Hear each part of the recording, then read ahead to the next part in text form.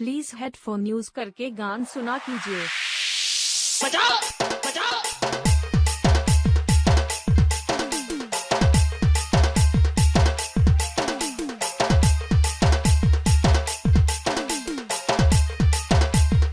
Subscribe te cuelgo una ya.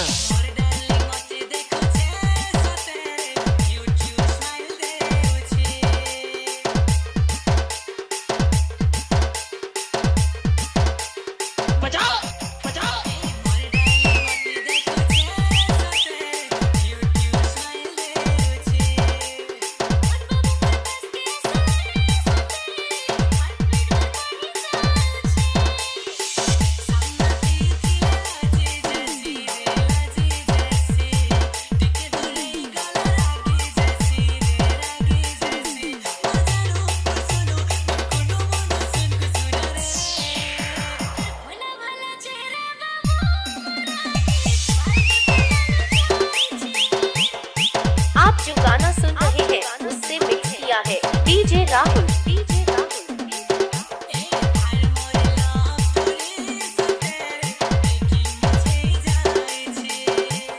क्या नाम है आपका?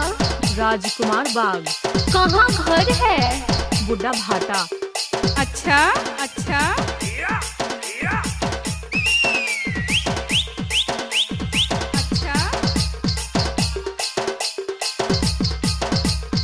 Subscribe te cuelgo una ya.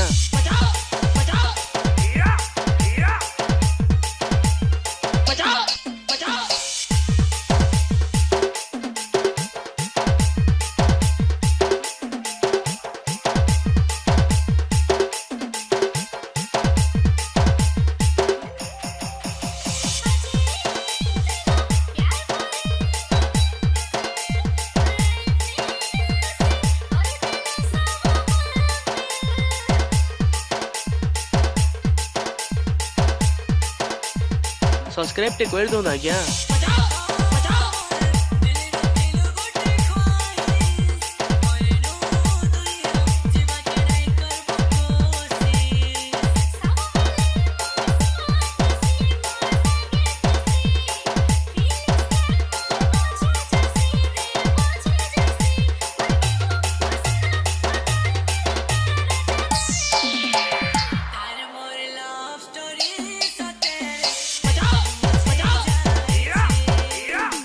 आप जो गाना सुन रहे हैं उससे मिक्स किया है DJ Rahul.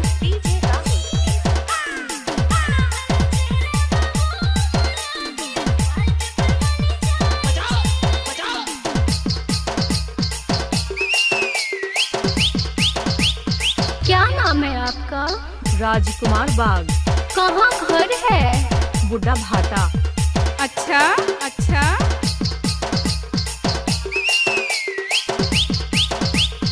Subscribe te cuelgo una ya.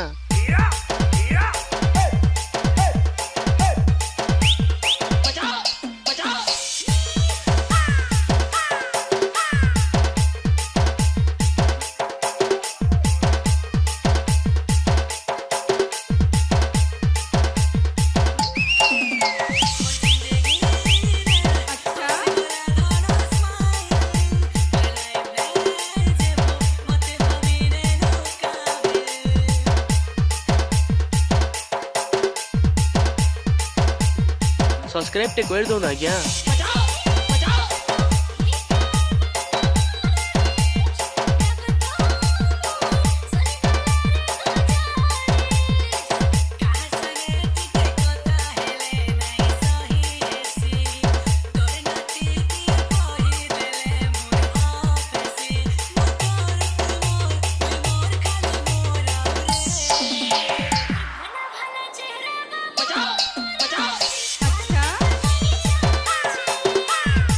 आप जो गाना सुन रहे हैं उससे मिक्स किया है डीजे राहुल।